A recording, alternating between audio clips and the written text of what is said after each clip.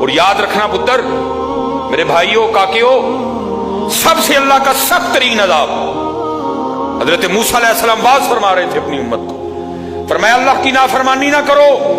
نہیں تو تم پہ فلاں فلاں عذاب اترے گا۔ ایک شخص اٹھ کھڑا ہوا، عرض کرتا ہے اللہ کے نبی علیہ السلام آپ فرما رہے ہیں اگر اللہ کی نافرمانی کرو گے تو فلاں فلاں عذاب آئے گا، میں تو جیسے جیسے نافرمانی کرتا ہوں اس کی نعمتیں مجھ پہ بڑھتی جاتی ہیں، مال بڑا ہے، بڑھ رہا ہے دن بہ دن، اولاد بڑی ہے، بڑھ رہی ہے دن بہ دن، تو پھر سزا کاہے کی ہوئی؟ حضرت موسیٰ علیہ السلام کوئی طور پہ تشریف لے گئے، جا کے اللہ کی بارگاہ میں عرض کی اللہ میں تیری مخلوق کو تیری طرف دعوت دے رہا تھا،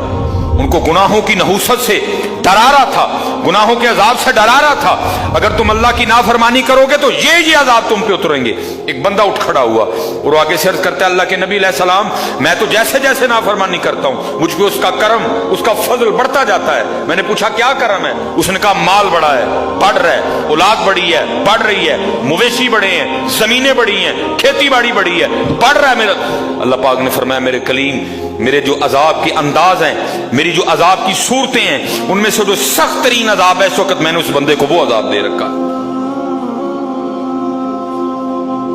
عرض کی رب کریم کیا ہے تیرا سب سے سخت ترین عذاب؟ فرمایا میرے کلیم جس سے میں سب سے زیادہ ناراض ہوتا ہوں اس سے میں توفیق سجدہ چھین لیتا ہوں۔ اپنے آئی فون پہ خوش نہ ہو، اسی سوسائٹی میں گھر بنا کے خوش نہ ہو، برانڈ کے کپڑے پہن کے خوش نہ ہو، اصل شانوں والا وہی ہے جس کو توفیق سجدہ ہے۔